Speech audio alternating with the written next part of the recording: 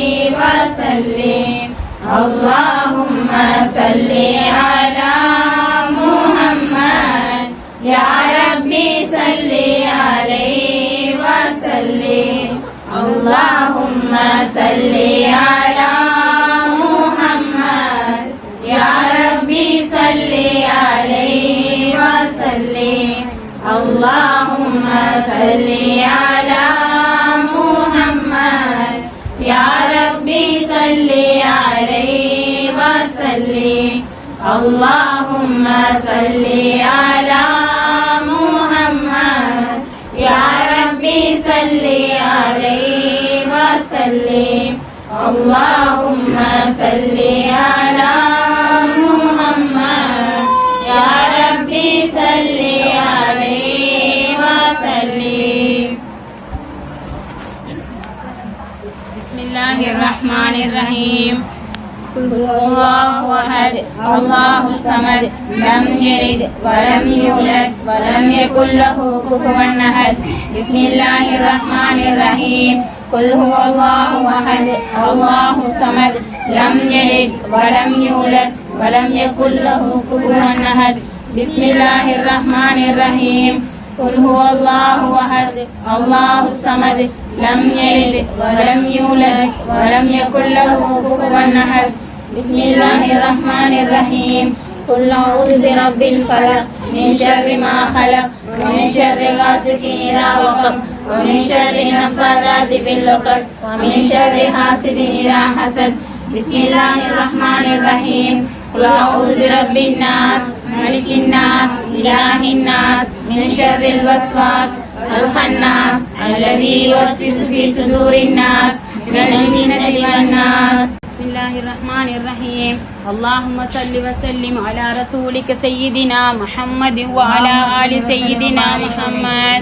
تم المولد الشريف مولد المصطفى المجتبى الرؤوف المنيف صلى الله عليه وآله وصحبه وسلم.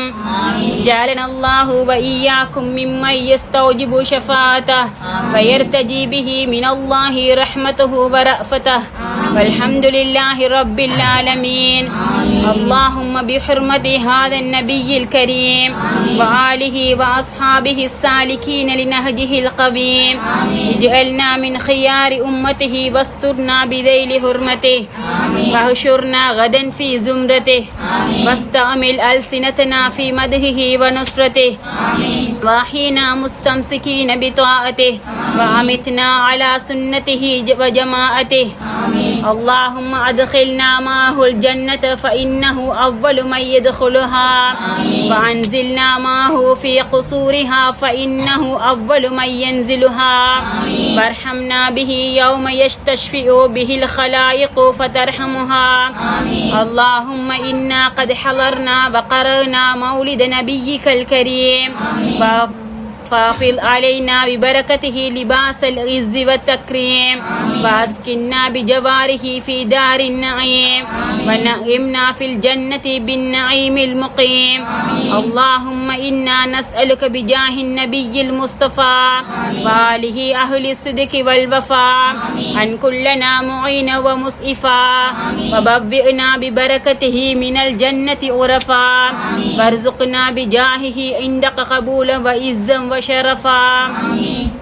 اللهم إنا نتوسل إليك بنبيك المختار وآله الأطهار وأصحابه الأخيار والسادات الأبرار أن كفر عنا الذنوب والأوزار واحرسنا من جميع المخاوف والأخطار واجمع بيننا وبينه في دار القرار وتقبل منا ما قدمناه من يسير أعمالنا في الإعلان والإسرار وارحمنا برحمتك واغفر لنا بمغفرتك إنك أنت الغفور الغفار الرحيم الستار الكريم الجبار الواحد القهار.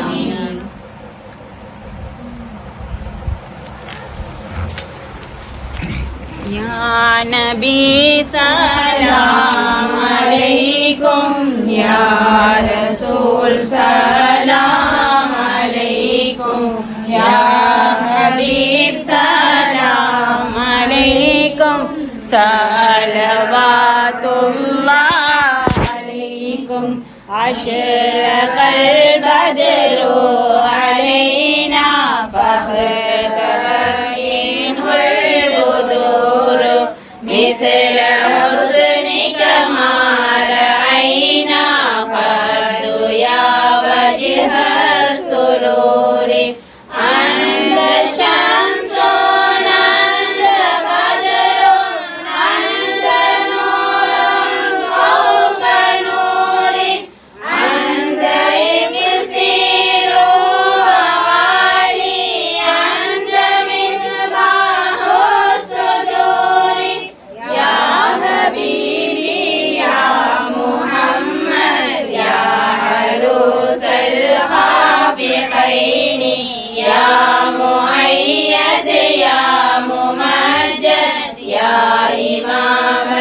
قبلتين من رأى وجهك يسعد يا كريم الوالدين حوضك الصافي المبارك بردنا يوم النشور أنت غفار الخطايا والذنوب الموبقات أنت ستار المساوي ومقيل العثرات يا ولي الحسنات يا رفيع الدرجات كفر عني ذنوبي واغفر لي عن سيئاتي عالم سر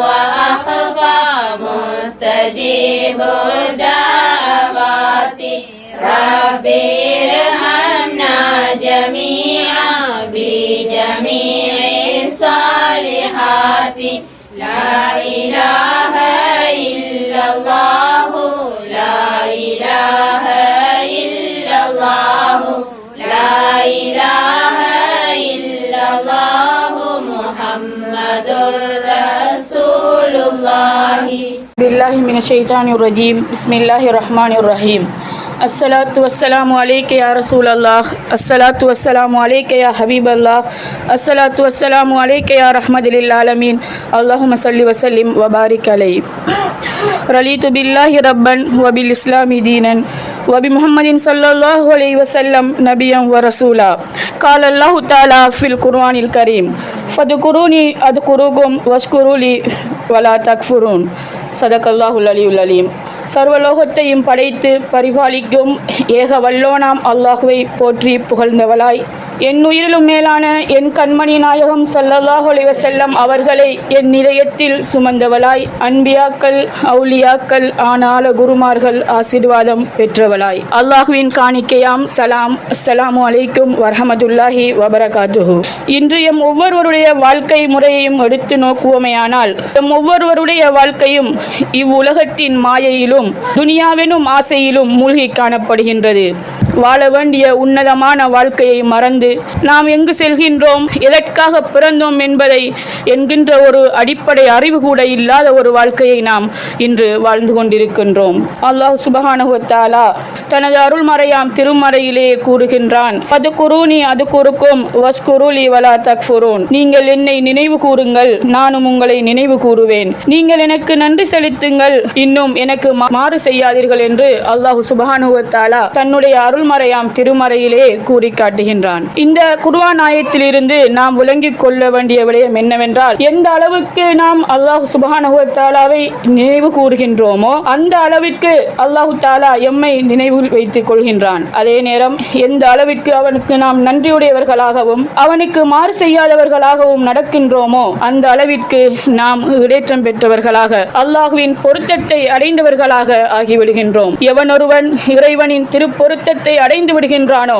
அவன் இம்மையிலும் மறுமையிலும் இடேற்றம் பெற்றவனாகி விடுகின்றான். எமது நிலைகள் இன்று எவ்வாறு காணப்படுகின்றது? இறைவனின் திருப்பொருத்தத்திற்கு உரியவர்களாக நாம் இன்று காணப்படுகின்றோமா என்ற கேள்வியை நாம் எமக்குள்ளே ஏற்படுத்திக் கொள்ள வேண்டும். இன்று எம்மில் எத்தனை பேருடைய வீடுகள் தொழுகைக்குரிய வீடுகளாகவும் அல் குர்ஆன் ஓதுவதற்குரிய வீடுகளாகவும் காணப்படுகின்றது என்பதை நாம் சிந்தித்து பார்க்க வேண்டும். எம் கண்மணி ரசூலே கரீம் ஸல்லல்லாஹு அலைஹி வஸல்லம் அவர்கள் கூறுகின்றார்கள், ஒரு உயிருள்ள ஒருவருக்கும் உயிரற்ற ஒருவருக்கும் இடையிலுள்ள வித்தியாசம்தான் குர்ஆன் ஓதப்படுகின்ற வீட்டுக்கும் குர்ஆன் ஓதப்படாத வீட்டுக்கும் இடையிலுள்ள வித்தியாசமாகும். அதாவது குர்ஆன் ஓதப்படுகின்ற வீடுகள் உயிரோட்டம் உள்ள வீடுகளாக காணப்படுகின்றது. அதே நேரம் குர்ஆன் ஓதப்படாத வீடுகள் கஷ்டமும் கவலையும் துன்பமும் நிறைந்த வீடுகளாக காணப்படுகின்றது. இன்று எம்மில் எத்தனை பேருடைய வீடுகள் இந்த நிலையில் காணப்படுகின்றது என்பதை நாம் சிந்தித்து பார்க்க வேண்டும் சகோதரிகளே. இந்நிலையை நாம் மாற்ற வேண்டும். எம் கண்மணி ரசூலே கரீம் ஸல்லல்லாஹு அலைஹி வஸல்லம் அவர்கள் கூறுகின்றார்கள், எவர் ஒருவர் அந்த குர்ஆனை பேணுதலுடன் ஓதி வருகின்றாரோ நாளை மறுமையில் அந்த குர்ஆன் எமக்கு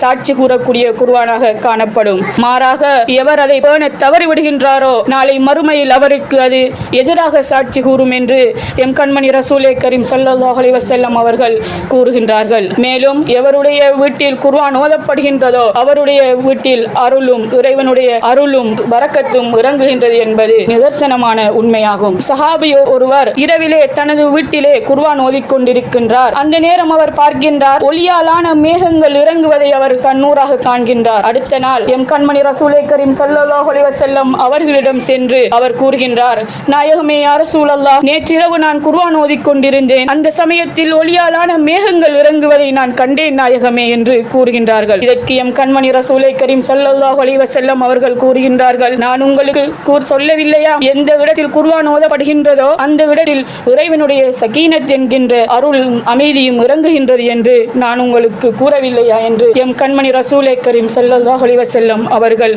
கூறி காட்டியுள்ளார்கள். ஆனால் இன்று எமது வீடுகளில் டிவிகளுக்கு கொடுக்கப்படுகின்ற முக்கியத்துவம் குர்ஆன்களுக்கு கொடுக்கப்படுவதில்லை. மாறாக டிவிகள் உயரத்திலே வைத்து பாதுகாக்கப்படுகின்றன. நாம் ஓத வேண்டிய இறைவனுடைய கலாமாகிய இறைவனுடைய அந்த பேச்சாகிய அல் குர்ஆன் இன்று ஒவ்வொரு ரமலானுக்கும் தூசி தட்டப்படுகின்ற ஒரு பொருளாக மாறி காணப்படுகின்றது. இவ்வாறான நிலையை நாம் ஏற்படுத்தி இருக்கின்றோம் என்றால் நாம் எவ்வாறான நஷ்டமடைந்தவர்களாக இருக்கின்றோம் என்பதை நாம் உணர்ந்து பார்க்க வேண்டும். இந்த நிலையை நாம் மாற்ற வேண்டும். இந்த நிலையை நாம் மாற்ற வேண்டும் என்றால் எம் பெண்களாகிய எம்மால் மாத்திரமே இது முடியக்கூடிய ஒரு விஷயமாக இருக்கின்றது. ஏனென்றால் ஒரு குடும்பம் சிறந்து விளங்குவதற்கு ஒரு பெண்ணே காரணமாக அமைகின்றால், அதே நேரம் அந்த குடும்பம் சீரழிந்து குட்டிச்சுவராவதற்கும் ஒரு பெண்ணே காரணமாக அமைகின்றாள். ஒரு பெண் நினைத்தால் செய்ய முடியாதது எதுவும் இல்லை என்பது எமக்கு தெளிவாக விளங்குகின்றது. அந்த காலகட்டத்தில் வாழ்ந்த சஹாபா பெண்மணிகள் அவ்வாறு தான் நடந்து கொண்டார்கள். அன்று அன்னை கதீஜா ரலியல்லாஹு தஆலா அன்ஹா அவர்கள் எம் கண்மணி நாயகத்திற்கு உறுதுணையாக இல்லை என்று இருந்தால், அவர்களுக்கு பக்கபலமாக இல்லை என்று இருந்தால், இந்த மார்க்கம் இவ்வளவு தூரம் வளர்ந்திருக்க மாட்டாது என்பது எம் அனைவருக்கும் தெரிந்த ஒரு விடயமாகும். இந்த உலகமானது மனிதர்கள் நன்மை அடைவதற்கு வேண்டிய ஒரு பொருளாகும். உலகில் மனிதர்கள் நன்மை அடைவதற்கு மிகச் சிறந்த ஒன்று சாலிகான பெண்களாகும். சாலிகான பெண்கள் என்றால் யார் என்று பார்த்தோமே ஆனால், தன்னையும் தன் குடும்பத்தையும் உரிய முறையில் பாதுகாக்க வேண்டிய இறைவன் கூறிய இறைவன் ஏவிய ஏவல்களை எடுத்து நடக்கக்கூடிய நல்லமல்கள் செய்யக்கூடியவர்கள் தான் சாலிகான பெண்களாக காணப்படுகின்றார்கள். இருள் சூழ்ந்துள்ள எமது உள்ளங்களை நாம் ஒளியினால் நிரப்பி, இருள் சூழ்ந்துள்ள எமது இல்லங்களையும் நாம் ஒளியினால் நிரப்பி நாளை மறுமையில் நாம் ஈடேற்றம் பெறுவதற்கு வழிவகுக்க வேண்டும். எம்மையும் எமது குடும்பங்களையும் தான தர்மங்களின் பக்கம் நல்ல அமல்களின் பக்கம் நாம் அழைக்க வேண்டும். அதை செய்வதற்கு தூண்ட வேண்டும். எம் ஒவ்வொருவரிலும் நாம் மாற்றத்தை ஏற்படுத்துவோமே ஆனால் நாம் ஒவ்வொருவருடைய குடும்பத்திலும் நாம் மாற்றங்களை ஏற்படுத்த முடியும். எமது குடும்பங்களில் நாம் மாற்றத்தை ஏற்படுத்துவோமே ஆனால் நாம் ஒரு சமூகத்தை மாற்ற முடியும் என்று நான் கூறுகின்றேன். அவ்வாறு நாம் செய்வோமையானால் இம்மையிலும் மறுமையிலும் இடைற்றம் பெற்ற மக்களாக நாம் ஆக முடியும். இவ்வாறான நல்ல அமல்களை செய்வதற்கு, இவ்வாறான ஈடேற்றங்களை பெறுவதற்கு நாம் எம் கண்மணி ரசூலே கரீம் ஸல்லல்லாஹு அலைஹி வஸல்லம் அவர்களை எம் உள்ளத்தில் எடுக்க வேண்டும். எம் கண்மணி நாயகம் ஸல்லல்லாஹு அலைஹி வஸல்லம் அவர்கள் இந்த மார்க்கத்தை பரப்புவதற்கு பட்ட கஷ்டங்கள் கொஞ்ச நஞ்சம் அல்ல. அவர்கள் பட்ட துயரங்கள் சிறிதல்ல. எவ்வளவோ கஷ்டங்களையும் துன்பங்களையும் துயரங்களையும் அவர்கள் சந்தித்து இந்த மார்க்கத்தை எமக்கு உன்னதமாக வழங்கி இருக்கின்றார்கள். எம் கண்மணி ரசூலே கரீம் ஸல்லல்லாஹு அலைஹி வஸல்லம் இல்லை என்று இருந்தால் இந்த உலகம் படைக்கப்பட்டிருக்க மாட்டாது என்று அல்லாஹ் சுப்ஹானஹு வ தஆலா கூறுகின்றான். வானம், பூமி, சொர்க்கம், நரகம் இவை அனைத்தும் எம் கண்மணி ரசூலே கரீம் ஸல்லல்லாஹு அலைஹி வஸல்லம் அவர்களுக்காகவே படைக்கப்பட்டது. அன்று வாழ்ந்த சஹாபா பெண்மணிகள் இந்த மார்க்கத்திற்காகவும் எம் கண்மணி ரசூலே கரீம் ஸல்லல்லாஹு அலைஹி வஸல்லம் அவர்களுக்காகவும் தங்களுடைய உயிரை துச்சமென மதித்து உயிரை விடவும் தயாராக இருந்திருக்கின்றார்கள். இதற்கு உதாரணமாக அன்னை சுமையா ரலியல்லாஹு தஆலா அன்ஹா அவர்களை நாம் எடுத்துக்கொள்ளலாம். இந்த இஸ்லாம் மார்க்கத்தை ஏற்ற ஒரே ஒரு காரணத்திற்காக, எம் நாயகத்தின் போதனைகளை ஏற்று எம் நாயகத்திற்காக வாழ்ந்த ஒரே ஒரு காரணத்திற்காக அன்று வாழ்ந்த அந்த கொடிய நஞ்சாகிய அபூ ஜஹலின் ஈட்டிக்கு இரையாகி எம் இஸ்லாம் மார்க்கத்தின் முதலாவது ஷஹீதா பெண்மணி என்கின்ற பெருமையை அவர்கள் பெற்றுக்கொண்டார்கள். அவர்கள் தங்களுடைய உயிரை ஒரு துச்சமென மதித்தார்கள். எம் கண்மணி ரசூலே கரீம் ஸல்லல்லாஹு அலைஹி வஸல்லம் அவர்களுக்காக எந்த நேரத்திலும் எவ்விடத்திலும் தங்களுடைய உயிரை தியாகம் செய்வதற்கு தயாராக இருந்தார்கள். இவ்வுலகில் வாழ்ந்து நாம் நினைத்து கொண்டிருக்கின்றோம் நாம் வாழ்வதற்கு இந்த உலகம் மட்டும்தான் உள்ளது என்று. ஆனால் இவ்வுலகிற்கு பின் மறுமை என்கின்ற ஒரு வாழ்வு எமக்காக காத்து கொண்டிருக்கின்றது. இவ்வுலகில் நாம் செய்கின்ற நல்ல அமல்களை பொறுத்து தான் நாளை மறுமையில் எமக்குரிய தீர்ப்பு எழுதப்பட இருக்கின்றது. எம் கண்மணி ரசூலே கரீம் ஸல்லல்லாஹு அலைஹி வஸல்லம் அவர்களை நாம் ஏற்று நடப்போமேயானால் நாளை மறுமையில் வெற்றியாளர்களாக நாம் ஆக முடியும். நாம் மரணித்து எம்மை மண்ணறைக்கு கொண்டு வைத்த பின்னர் எம்முடைய கபர்களுக்கு 2 மலக்குகள் எம் கண்மணி ரசூலே கரீம் ஸல்லல்லாஹு அலைஹி வஸல்லம் அவர்களை அழைத்து கொண்டு வருவார்கள். அவ்வாறு வருகின்ற போது அவர்கள் நம்மிடம் கேட்பார்கள், இவர்கள் யார் என்று கேட்பார்கள். அதற்கு நாம் இது எம் உயிரிலும் மேலான எம் கண்மணி ரசூலே கரீம் ஸல்லல்லாஹு அலைஹி வஸல்லம் என்று நாம் பதில் கூறி விடுவோமேயானால் நாம் எமது கபர்கள் சொர்க்கத்து பூங்காவனங்களாக மாறிவிடும்.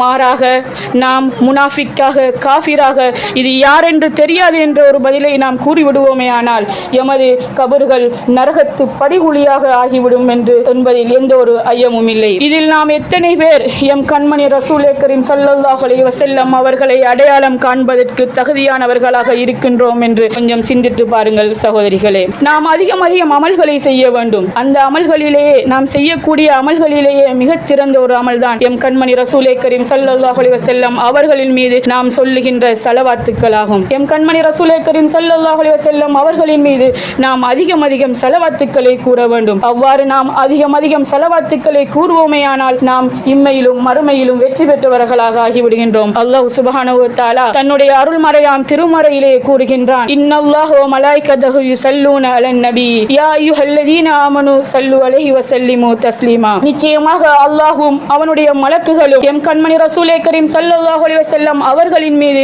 ஸலவாத்து கூறுகின்றனர். ஈமான் கொண்டவர்களே, நீங்களும் எம் கண்மணி ரசூலே கரீம் ஸல்லல்லாஹு அலைஹி வஸல்லம் அவர்களின் மீது ஸலவாத்தும் சலாமும் கூறுங்கள் என்று அல்லாஹ் சுப்ஹானஹு வ தஆலா குர்ஆனிலே கூறி காட்டுகின்றான். அல்லாஹ் தஆலாண்டவன் எந்த ஒரு அமலையும் தான் செய்ததாக கூறவில்லை. மாறாக அடியார்களை அந்த அமலை செய்வதற்கு பணித்துள்ளானே தவிர எந்த ஒரு அமலையும் அவன் செய்யவில்லை. ஆனால் எம் கண்மணி ரசூலே கரீம் ஸல்லல்லாஹு அலைஹி வஸல்லம் அவர்களின் மீது கூறுகின்ற இந்த ஸலவாத்தை அல்லாஹ் சுப்ஹானஹு வ தஆலா தானும் கூறுவதாக மலக்குகளும் கூறுவதாக அதை நீங்களும் கூறுங்கள் என்று எமக்கு பணித்திடுகின்றான் என்றால் இந்த ஸலவாத் எத்தகைய மாண்புமிக்கது, எத்தகைய மகத்துவமிக்கது என்பதை நாம் அறிந்து கொள்ள வேண்டும். ஒரு முறை சஹாபாக்கள் சூழ்ந்திருக்கின்ற ஒரு சபைக்கு எம் கண்மணி ரசூலே கரீம் ஸல்லல்லாஹு அலைஹி வஸல்லம் அவர்கள் வருகின்றார்கள். அவர்களுடைய முகம் மிகவும் பிரகாசமானதாகவும் அவர்கள் மிக்க மகிழ்ச்சி உடையவர்களாகவும் காணப்படுகின்றார்கள். சுற்றி இருந்த சஹாபாக்கள், நாயகமே, நீங்கள் இவ்வாறு இருப்பதற்கு காரணம் என்ன நாயகமே என்று கேட்கின்றார்கள். அதற்கு எம் கண்மணி ரசூலே கரீம் ஸல்லல்லாஹு அலைஹி வஸல்லம் அவர்கள் கூறினார்கள், வானவ கோமான் ஜிப்ரீல் அலைஹிஸ்ஸலாத்து வஸ்ஸலாம் அவர்கள் என்னிடம் வந்தார்கள். நாயகமே யா ரசூலல்லாஹ், உங்களுடைய உம்மத்தில் ஒருவர் உங்கள் மீது ஒரு ஸலவாத்து கூறினால் அல்லாஹ் சுப்ஹானஹு வ தஆலா அவர்களின் மீது 10 ஸலவாத்துக்களை கூறுகின்றான். உங்களின் உம்மத்தில் ஒருவர் 10 ஸலவாத்தை கூறினால் அவர்களின் மீது அல்லாஹ் சுப்ஹானஹு வ தஆலா 100 ஸலவாத்தை கூறுகின்றான் என்று எம் கண்மணி ரசூலே கரீம் ஸல்லல்லாஹு அலைஹி வஸல்லம் அவர்கள் கூறினார்கள். இந்த பெரும் பாக்கியம் வேறு எந்த உம்மத்திற்கும் கிடைக்கவில்லை. எம் கண்மணி ரசூலே கரீம் ஸல்லல்லாஹு அலைஹி வஸல்லம் அவர்களுடைய உம்மத்தாகிய எமக்கு மாத்திரமே இந்த பாக்கியம் கிடைத்தது என்றால் நாம் எவ்வளவு பெரிய பாக்கியசாலிகள் என்பதை நாம் உணர்ந்து கொள்ள முடியும். ஸலவாத்து சொல்லுவதனால் எமக்கு எந்த அளவிற்கு எமக்கு நன்மைகள் கிடைக்கின்றதோ ஸலவாத்து கூறாததனால் எமக்கு அதைவிட அதிகமான துன்பங்களும் துயரங்களும் நேர்ந்து கொண்டிருக்கின்றது. அன்னை ஆயிஷா ரலியல்லாஹு தஆலா அன்ஹா அவர்கள் இரவிலே ஒரு துணியை தைத்துக் கொண்டிருக்கின்றார்கள். அந்த நேரத்தில் விளக்கு அணைந்து விடுகின்றது. எம் கண்மணி ரசூலே கரீம் ஸல்லல்லாஹு அலைஹி வஸல்லம் அவர்கள் அங்கே வருகின்றார்கள். அவர்களுடைய அந்த ஒளிவினால், அவர்களுடைய அந்த முகத்தின் பிரகாசத்தினால் அந்த ஊசியில் நூலை கோர்த்து மீதி துணியை தைத்து முடிக்கின்றார்கள். அப்போது அன்னை ஆயிஷா ரலியல்லாஹு தஆலா அன்ஹா அவர்கள் எம் கண்மணி ரசூலே கரீம் ஸல்லல்லாஹு அலைஹி வஸல்லம் அவர்களிடம் கேட்கின்றார்கள், நாயகமே யா ரசூலல்லாஹ், உங்களுடைய இந்த முகத்தின் பிரகாசத்திற்கு காரணம் என்ன நாயகமே என்று கேட்கின்றார்கள். அதற்கு எம் கண்மணி ரசூலே கரீம் ஸல்லல்லாஹு அலைஹி வஸல்லம் அவர்கள் கூறுகின்றார்கள், என்னுடைய முகத்தை காணாதவனுக்கு கேடு உண்டாவதாக என்று எம் கண்மணி ரசூலே கரீம் ஸல்லல்லாஹு அலைஹி வஸல்லம் அவர்கள் கூறுகின்றார்கள். அன்னை ஆயிஷா ரலியல்லாஹு தஆலா அன்ஹா அவர்கள் எம் கண்மணி கண்மணி நாயகத்திடம் கேட்கின்றார்கள், உங்களுடைய முகத்தை காணாதவன் யார் நாயகமே என்று கேட்கின்ற பொழுது, என்னுடைய முகத்தை காணாதவன் கஞ்சன் என்று எம் கண்மணி ரசூலே கரீம் ஸல்லல்லாஹு அலைஹி வஸல்லம் அவர்கள் கூறுகின்றார்கள்.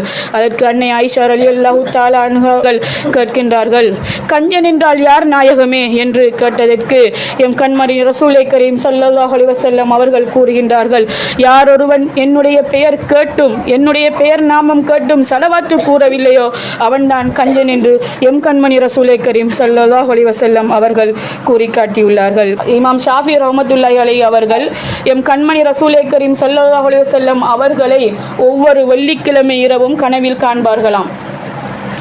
இது எவ்வளவு பெரிய பாக்கியம்! இது பற்றி அவர்களுடைய மாணவர்கள் எம் ஷாஃபி ரஹ்மத்துல்லாஹி அலைஹி அவர்களிடம் கேட்கின்றார்கள், நீங்கள் ஒவ்வொரு வெள்ளிக்கிழமை இரவும் எம் கண்மணி ரசூலே கரீம் ஸல்லல்லாஹு அலைஹி வஸல்லம் அவர்களை கனவில் காண்கின்றீர்களே, இதற்காக நீங்கள் செய்கின்ற இபாதத் என்ன, நீங்கள் செய்கின்ற அமல் என்ன என்று கேட்டபோது இமாம் ஷாஃபி ரஹ்மத்துல்லாஹி அலைஹி அவர்கள் கூறுகின்றார்கள், உங்களுக்கு கற்பித்து தருகின்ற நேரத்தை தவிர மற்ற அனைத்து நேரங்களிலும் என்னுடைய நாவு என் கண்மணி ரசூலே கரீம் ஸல்லல்லாஹு அலைஹி வஸல்லம் அவர்களுடைய ஸலவாத்தை மொழிந்து கொண்டே இருக்கும் என்று இமாம் ஷாஃபி ரஹ்மத்துல்லாஹி அலைஹி அவர்கள் கூறுகின்றார்கள். சுப்ஹானல்லாஹ். அவர்களின் மீது அவர்களுடைய ஸலவாத்தை அதிகம் ஓதுவதனால் நாம் எம் கண்மணி ரசூலே கரீம் ஸல்லல்லாஹு அலைஹி வஸல்லம் அவர்களை கனவில் காணக்கூடிய பாக்கியத்தை பெறுகின்றோம். நாம் மரணிப்பதற்கு முன்னர் கனவிலோ நினைவிலோ எம் கண்மணி ரசூலே கரீம் ஸல்லல்லாஹு அலைஹி வஸல்லம் அவர்களை தரிசிக்கக்கூடிய பாக்கியத்தை பெற்றவர்களாக ஆகுவோமே, ஆனால் நாம் இருலகிலும் வெற்றி பெற்றவர்களாக ஆகிவிடுகின்றோம். எனவே அன்பார்ந்தவர்களே, எம் கண்மணி ரசூலே கரீம் ஸல்லல்லாஹு அலைஹி வஸல்லம் அவர்களை எம் இதயத்தில் சுமந்து எம் கண்மணி ரசூலே கரீம் ஸல்லல்லாஹு அலைஹி வஸல்லம் அவர்களை எம் உயிரை விடவும் அதிகமாக நேசித்து எம் கண்மணி ரசூலே கரீம் ஸல்லல்லாஹு அலைஹி வஸல்லம் அவர்களின் மீது அதிகம் ஸலவாத்தை கூறக்கூடியவர்களாக மாறி எமது உள்ளங்களையும் எமது இல்லங்களையும் தெளிவுபடுத்தி அல்லாஹ் ரசூல் கூறிய விடயங்களை எம்மில் எடுத்து நடப்போமேயானால் நாம் நிச்சயமாக வெற்றியாளர்களாகவே ஆகிவிடுகின்றோம். எனவே இதை நாம் எம் வாழ்வில் எடுத்து நடக்க வேண்டும். இவ்வாறு நடந்து ஈருலக வெற்றியையும் பெறக்கூடிய பாக்கியத்தை நம் அனைவருக்கும் அல்லாஹ் சுப்ஹானஹு வ தஆலா வழங்க வேண்டும் என்று கூறி, கடந்த வருடம் 1500வது மீலாதுன் நபி விழாவிலே எங்களது அமைப்பினால் நாங்கள் 1,50,00,000 ஸலவாத்துக்களை எம் கண்மணி ரசூலே கரீம் ஸல்லல்லாஹு அலைஹி வஸல்லம் அவர்களுக்காக ஓதி சமர்ப்பணம் செய்திருந்தோம். அதை இன்னும் அதிகப்படுத்தி இந்த முறை 10 கோடி ஸலவாத்துக்களை ஓதி சமர்ப்பணம் என்கின்ற ஒரு எண்ணத்தை முன்வைத்துள்ளோம். அதற்காக அதிகம் ஸலவாத்துக்களை நாம் ஓதி வருகின்றோம். இந்த ஸலவாத்து ஓதுவதில் நீங்களும் இணைய விரும்பினால் நீங்களும் அன்றாடம் அதிகம் ஸலவாத்துக்களை ஓதி இந்த ஸலவாத்துக்களை எங்களிடம் பதிவு செய்து வருவீர்களேயானால் இந்த ஸலவாத்துக்களை ஓதி சமர்ப்பிக்கின்ற அந்த நிகழ்விலே உங்களுடைய ஸலவாத்துக்களும் ஓதி எம் கண்மணி ரசூலே கரீம் ஸல்லல்லாஹு அலைஹி வஸல்லம் அவர்களுக்கு சமர்ப்பணம் செய்யப்படும் என்று கூறி உங்களிடமிருந்து விடைபெறுகின்றேன். வாஹிரு தஅவானா அல்ஹம்துலில்லாஹி ரப்பில் ஆலமீன். அஸ்ஸலாமு அலைக்கும் வரஹ்மத்துல்லாஹி வபரகாத்துஹு.